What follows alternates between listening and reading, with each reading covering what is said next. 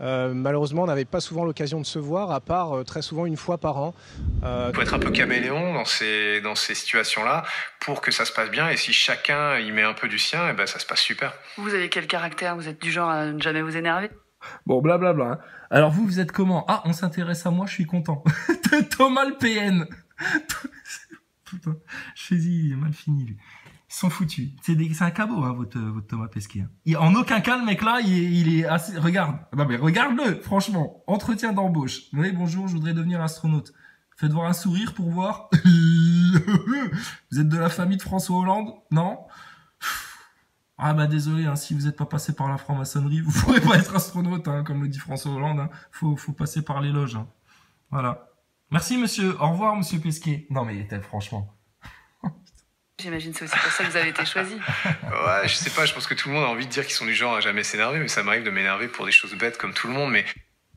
Pour des choses bêtes comme tout le monde. Ah non, tout le monde ne s'énerve pas pour des choses bêtes, justement. Il y a que, putain, les impulsifs, les déséquilibrés, les mecs tendus, etc., qui s'énervent pour des choses bêtes. Et même pour des choses pas bêtes, etc., il y a plein de gens, ils gèrent ça sans s'énerver. Et toi qui es astronaute et qui est censé être dans ce tempérament-là, et apparemment t'y es pas, alors que nous on sait que c'est parfaitement accessible, toi, tu t'énerves pour des choses bêtes. Bah alors t'es vraiment un caméléon, parce que à chaque fois que tu passes dans les médias, même quand tu viens te plaindre des complotistes, tu feins la bonhomie, ça va, ce Thomas Pesquet, ça va. Et en fait tu t'énerves, même pour des choses bêtes. Mais tu dois être en bouillance à l'intérieur, toi.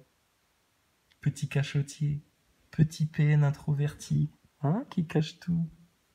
Tu t'énerves pour des choses bêtes, Pesquet? Ah putain, ça devrait faire partie de ta formation d'astronaute. Oui, j'imagine c'est aussi pour ça que vous avez été choisi. Ouais, je sais pas, je pense que tout le monde a envie de dire qu'ils sont du genre à jamais s'énerver, mais ça m'arrive de m'énerver pour des choses bêtes comme tout le monde, mais moi je pense que je suis assez adaptable en fait. Alors Thomas, c'est toi qui es chargé de la nourriture ce midi. T'en as marre de ce qu'on mangeait à bord? Ouais, voilà, alors pour... ouais, voilà, ta gueule. Alors, moi, je fais ma vidéo telle que m'a demandé de le faire, le SA, pour continuer la propagande et me servir de vos restos des bateaux du cœur dont j'en ai rien à foutre, en fait, parce que, PN, aucune empathie. Le mec là, il est sataniste, il fait des cornues, il encule tous les gosses de France au passage.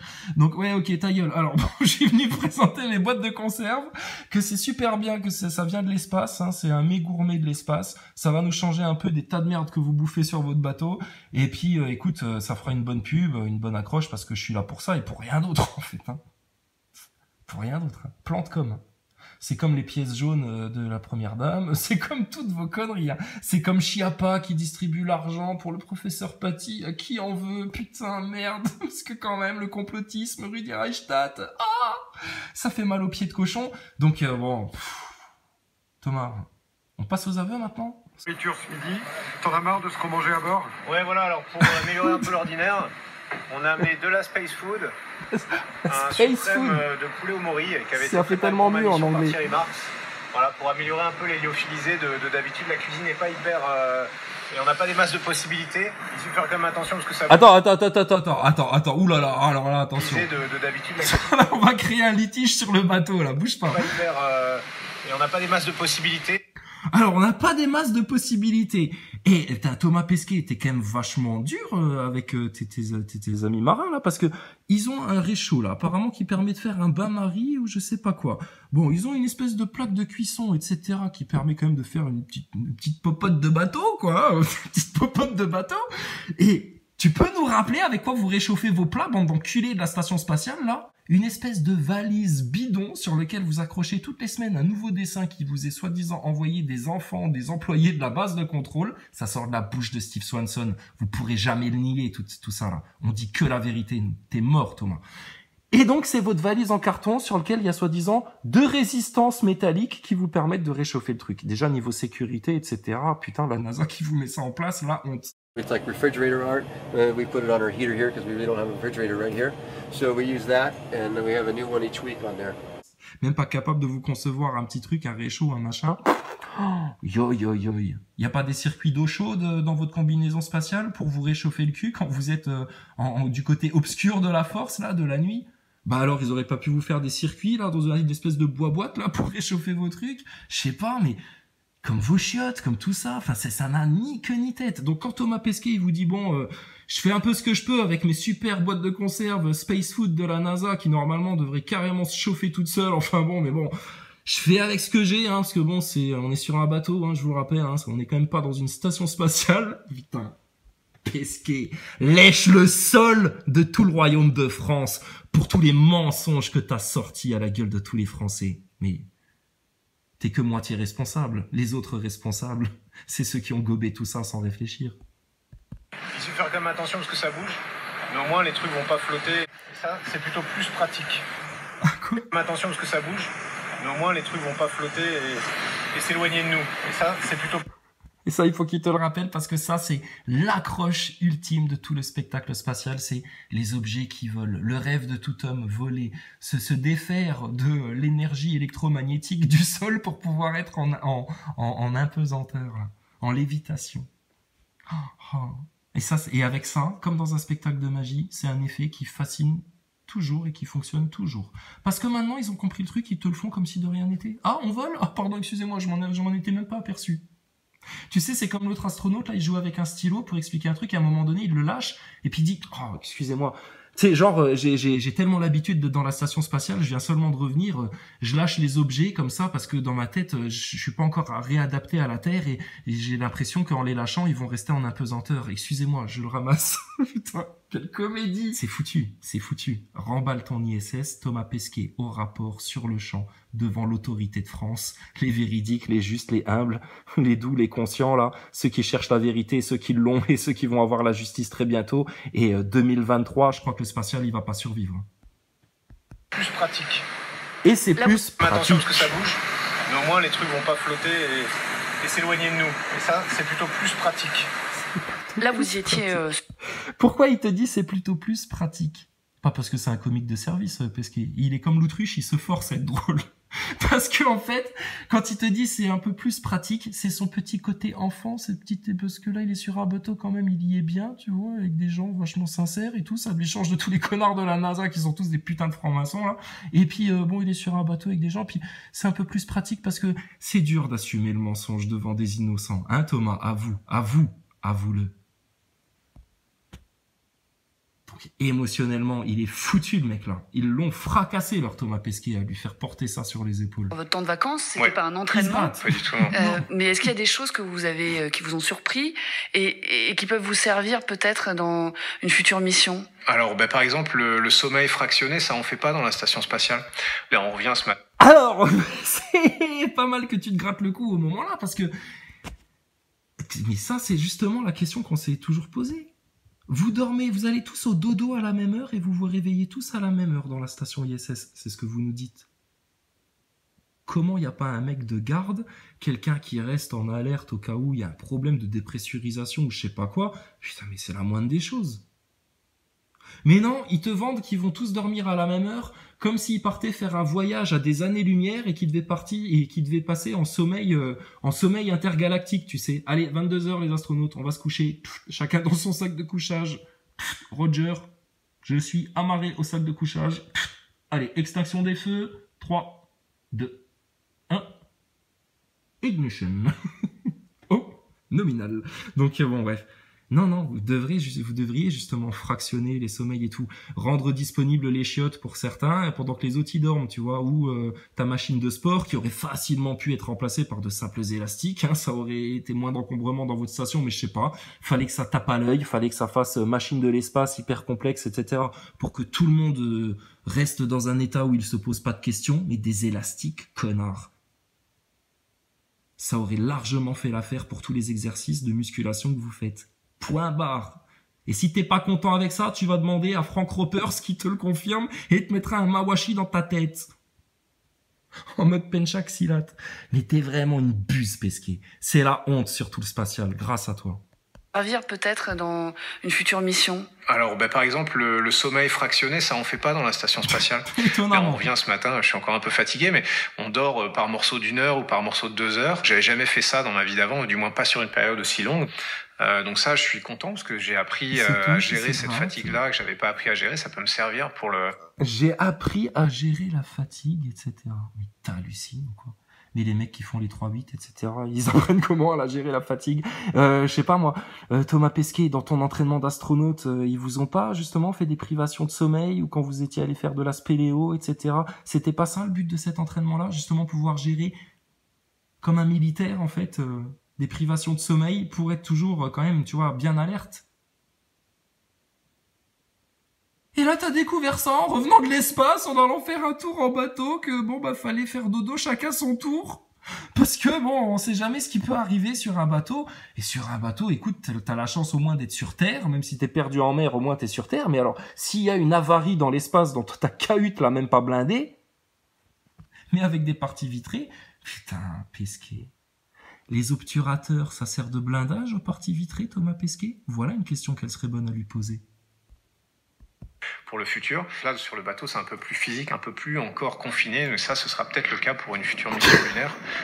Putain, Thomas Pesquet, t'as pas l'air d'un fion là.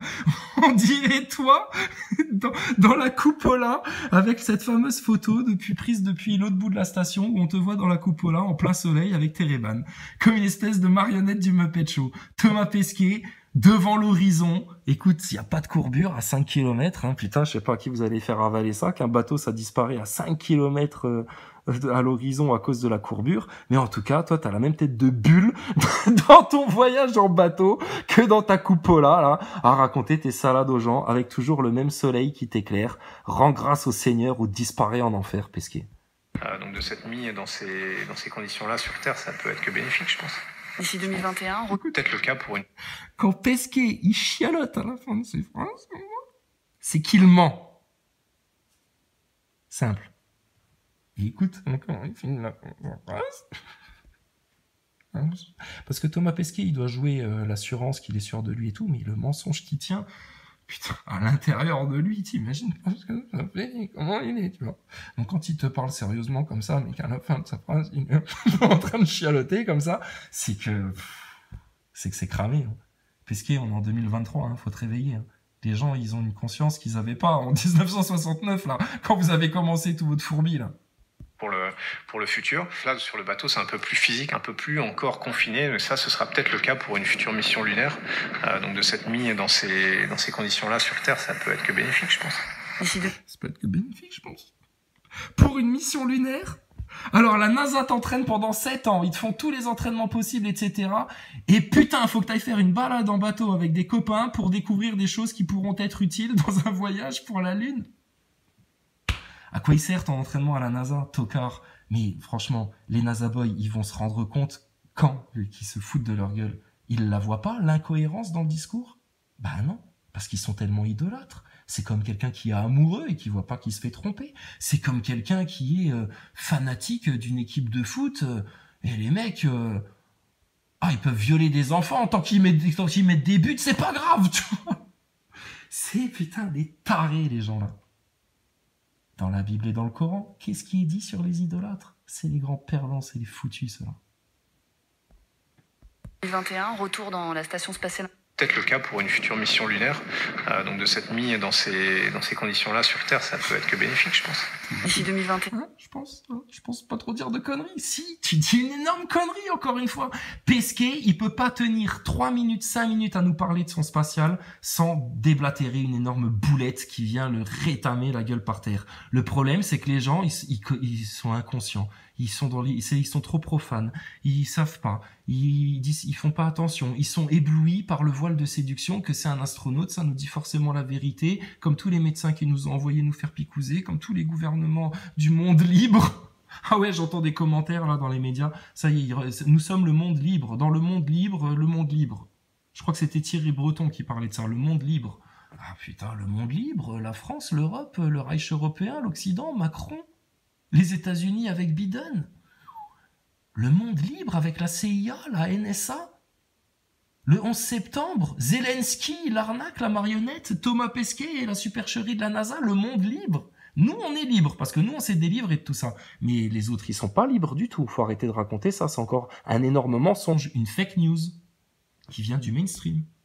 Un retour dans la Station Spatiale Internationale. Ouais, ça a été annoncé il y a 2 jours. Enfin, c'est une des nouvelles qui m'attendait en descendant du bateau. Il a l'air enchanté. Logique. Il a l'air enchanté. Putain, je vais encore devoir passer des rituels de franc-maçonnerie à me faire taper dans le cul, etc. J'en ai marre. J'ai envie de tout balancer, putain. Je tiendrai jamais une 2e saison. Et toi, tu vas aller sur la Lune?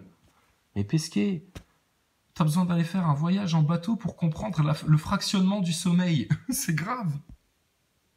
A été annoncé il y a 2 jours. Enfin, c'est une des nouvelles qui m'attendait en descendant du bateau. Alors, c'était logique vu vu les contributions respectives des pays que le Tour de la France revienne dans ce jeu. Alors oui, les contributions respectives, donc on va le dire clairement, c'est bien parce que la France, c'est le 2e pays au monde, juste après les Américains, à dépenser le plus de fric pour cette putain de supercherie du spatial.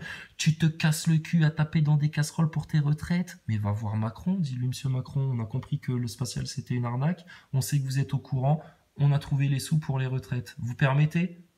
On vous échange un Thomas Pesquet contre des millions de manifestants satisfaits.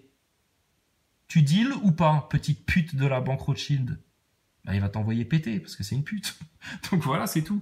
Basta, ton monde il est fini là, c'est terminé. Remballe tes gaules, Pesquet, tes câbles, tes fonds verts, etc. C'est tout est dévoilé là. De chaise musicale qui est d'envoyer les astronautes à bord de l'ISS. C'est en fonction de qui paye quoi en fait, c'est ça? Oui, un petit peu, ouais. Oui, bah voilà, c'est ce... Oh là là, oh là là, oh là là, oh là là, oh là là, oh là là, oh là là, oh là là, Thomas Pesquet, oh là là. Donc, c'est selon le pognon qui file, quoi. Bah oui, qui participe le plus à la propagande? Pourquoi la France est autant, putain, le vassal des Américains, est autant vraiment le larbin des États-Unis, jusqu'à, putain, leur lécher le fion autant sur cette saloperie de mensonge du spatial. Ça ne peut venir que de la franc-maçonnerie, ça. Ta race de Young Leaders, Thomas Pesquet, elle va se faire dézinguer avant la fin de l'année. Avec toute ta RMP et ta race de serpents. Envoyer un Thomas Pesquet qui est déjà allé que laisser sa chance à un petit nouveau. Bah parce que déjà on n'a pas de petit nouveau. Premièrement, je suis le seul Français, ça durera pas éternellement. Je pense qu'assez rapidement on va faire une nouvelle sélection et puis c'est incroyable, hein. Avec tous les gens qui rêveraient d'être astronautes, qui ont postulé, ils sont des milliers en France, partout dans le monde. Moi, je veux y aller jouer avec les coucous dans la pesanteur. S'il vous plaît, moi, je suis super, pilote d'avion, tout, j'ai fait Saint-Cyr, j'ai tout fait Polytechnique, machin, tout, moi, je veux y aller, moi. Et ils arrivent pas à trouver, à recruter. Ah, il y a vraiment un problème d'emploi en France, hein, vraiment. Merde, quand même. Donc, vous n'êtes pas à l'avant-garde du recrutement à la NASA, et putain, avec toutes les candidatures que vous recevez, et puis pas des tocards, hein. Ah ben non, c'est compliqué de recruter. Bah parce que putain, faut la trouver, la Sophie Adno qui va être prête à tenir le mensonge. Faut le trouver, le petit Arnaud Probst qui va être capable de jouer les remplaçants à Sophie Adno. Première boulette, première apparition dans les médias, première boulette. Bonjour Sophie Adno, alors voilà, vous êtes, ça y est, c'est vous, alors vous avez été nommée astronaute et tout, quelle sensation ça fait, blablabla. Et alors, donc vous avez rencontré Thomas Pesquet? Oui, là, écoutez, là, pour la première fois ce soir, il est venu nous féliciter, c'était la première fois que je le voyais, etc. Interview suivante, Sophie Adno. Alors, Thomas Pesquet, etc. Oui, on s'était vu déjà pendant les phases de recrutement, parce qu'il participait au recrutement, etc., etc. Alors, donc, vous l'aviez déjà vu. Alors, Thomas, tu peux peut-être répondre à la question? Tu te rappelles de l'interview là? Ils sont dead, triple dead. Toute ta NASA, le SA, le CNES, Thomas Pesquet, la supercherie du spatial ne finira pas l'année.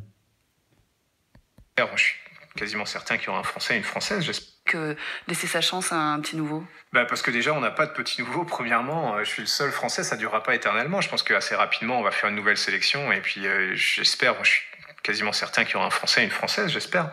Et là, alors il y en a encore, hein, ils doivent te dire, mais putain, mais là, la goutte d'eau, là, en apesanteur, ça a commencé. Calme-toi. Comment ils font à Hollywood, dans les films, réalité augmentée, avec l'informatique, etc., le deepfake. Tu te réveilles, NASA Boy? Tu sais que ça existe tout ça. Alors pourquoi tu fais semblant de pas le voir quand ils l'utilisent devant tes yeux? Que tu te forces à fermer en te bouchant les mains avec et qu'il faut que tu demandes encore aux autres de te scotcher les mains sur les yeux, putain, pour être sûr de pas les ouvrir tes yeux. Incroyable. Le déni dans lequel ils sont, ces gens. Deuxième raison, c'est que il y a des choses qu'on peut faire la deuxième fois qu'on ne sait pas forcément faire la première fois. On peut être commandant de la station spatiale. Vous serez commandant? Vous je voudriez? sais. Ah, mais ça, c'est pas normal. Logiquement, le mec, il est censé être opérationnel. Bon, on t'envoie une première fois, d'accord? Bon, tu sauras pas tout faire. Alors que lui, quand il y est, il dit, bon, 7 ans d'entraînement, on connaît la station dans les moindres boulons, etc. Pour l'interview d'après, de nouveau se contredire en disant, ouais, vous savez, on connaît pas forcément tout de la station. Heureusement qu'il y a la base de contrôle. Dès qu'on a besoin, qu'on cherche un tournevis ou quoi, on les appelle eux. Non, mais tu pètes un câble, quoi. Et alors là, pareil, tu sais. Spatiale. Vous serez commandant? Vous voudriez? sais pas. Il y a des choses qu'on peut faire la deuxième fois qu'on ne sait pas forcément faire la première fois. On peut être commandant de la station spatiale. Vous serez commandant? Voilà, tu y vas une première fois, si tu sais pas tout faire, c'est pas grave, et puis la deuxième fois, tu sauras mieux en faisant que 1 an et demi d'entraînement à la place de 7 ans. Bon, c'est un vieux blabla de vieux carré pourri redoublant qui vient te dire voilà, ouais, parce que j'ai de l'expérience, donc c'est sûr que j'ai moins besoin de réviser que les autres. Pesquet, putain, retourne dans ton placard à la verticale et cache-toi jusqu'à la fin des temps, parce que la vérité va te finir comme un ouragan. Je sais pas. Moi, j'aimerais bien, bien sûr. Et puis, c'est vrai que ça a du sens. On se sert de l'expérience. J'aimerais bien, mais je fais une gueule de dépressif quand je te le dis. J'aimerais bien participer, mais j'y crois plus trop. Puis putain, mes maîtres, ils me font peur quand même. Taper dans le cul comme ça. Vous vous rendez pas compte de la vie que je mène, en fait. Je suis un esclave, moi, dans toute cette histoire, dans tout ce scénario-là. Je suis leur jouet, moi, putain. Je suis comme un vulgaire joueur d'équipe de foot de division 2, soumis à un grand oligarque russe qui a racheté l'équipe, et puis il faut que je vienne lui bouffer sa merde tous les soirs, sinon il me tape, quoi. Il en est là, ton Pesquet. Rappelle-toi de la visite qu'il avait eue chez Tony Parker. Tony Parker, il lui montrait ses millions parce que bon, pour lui c'est normal, tu vois. Thomas Pesquet, il était là et tu sentais dans sa tête, il se disait mais putain, pourquoi j'ai pas fait du basket au lieu de rentrer dans cette grande supercherie maçonnique là? Quel con je suis. Même Maxime Nicole, il a pas une pire place que moi. Expérience acquise, on sait comment les choses marchent. On n'est pas absorbé par les tâches un peu une à une comme on l'est un peu la première fois. Alors cette phrase-là, qu'est-ce qu'elle veut dire?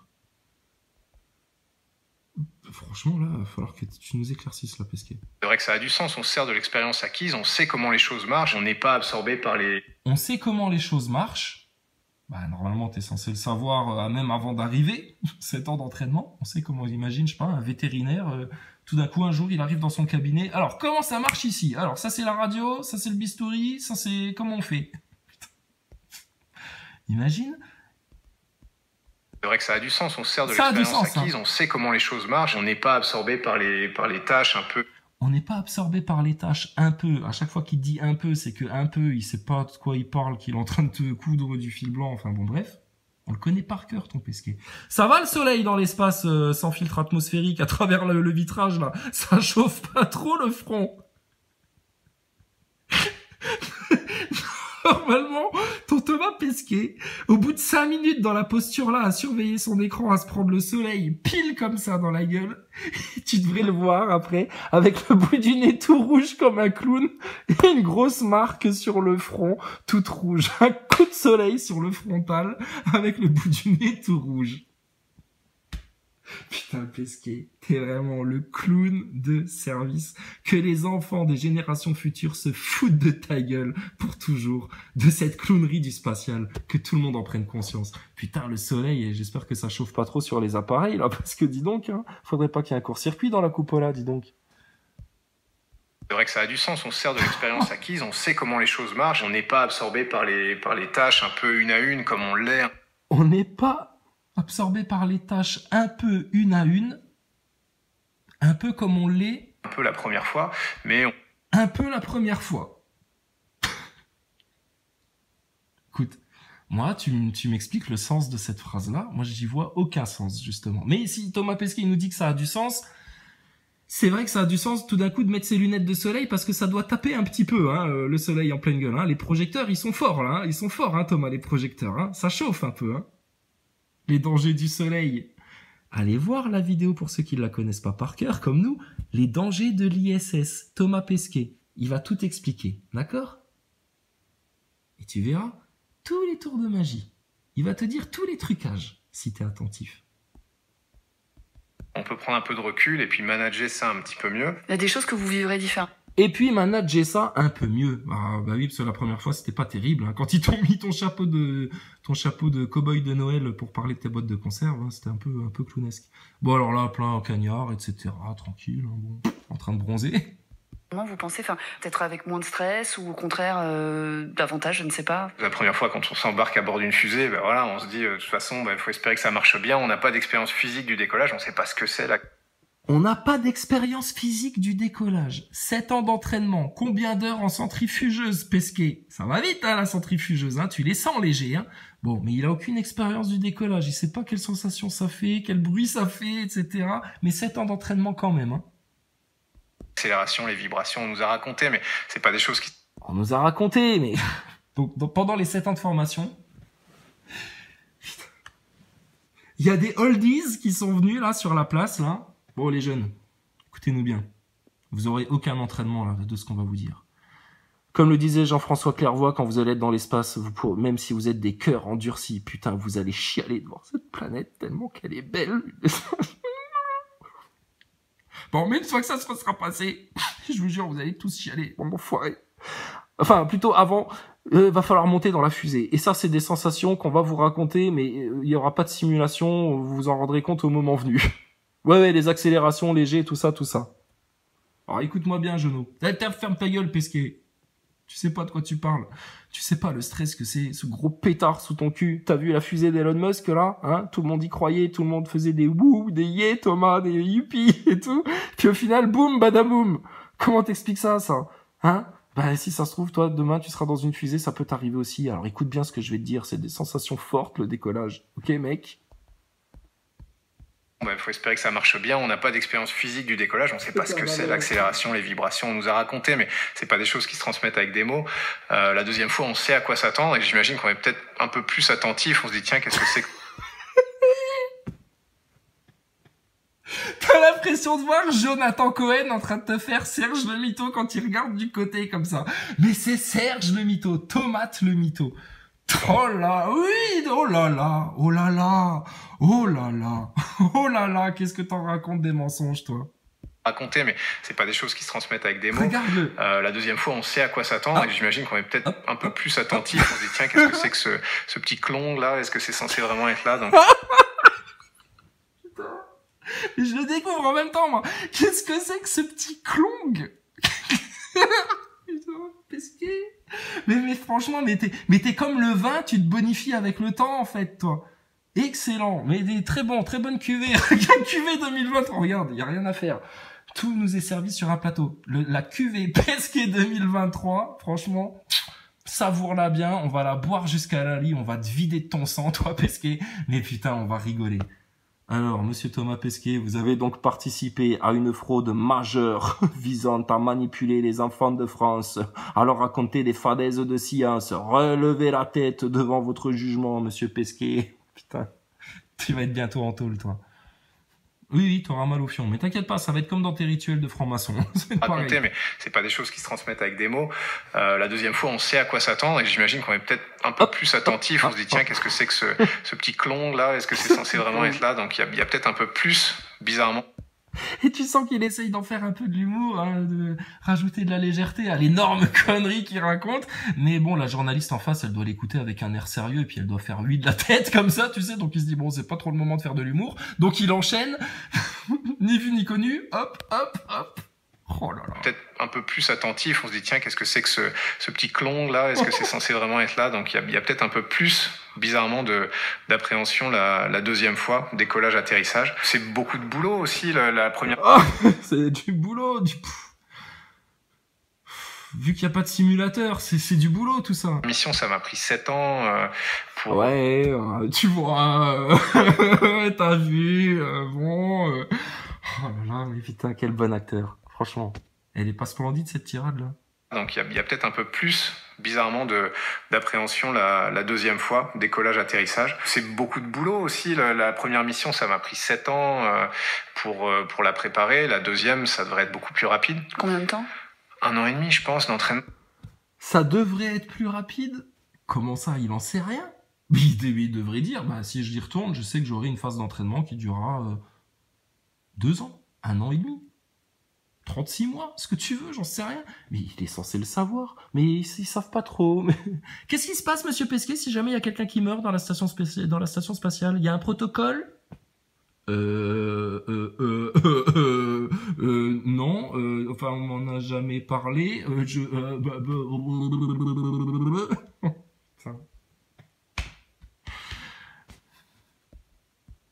Pour la préparer, la deuxième, ça devrait être beaucoup plus rapide. Combien de temps? 1 an et demi, je pense, d'entraînement. Il y a beaucoup de choses que j'ai pas... Je sais pas, je t'invente un truc, hein, parce que c'est toute ma vie, c'est de vous inventer des informations en direct live, hein. Besoin de recommencer à zéro, en fait, notamment apprendre le russe ou les sorties d'entraînement. Il y a beaucoup de choses que j'ai pas besoin de recommencer à zéro, en fait, notamment apprendre le russe ou les...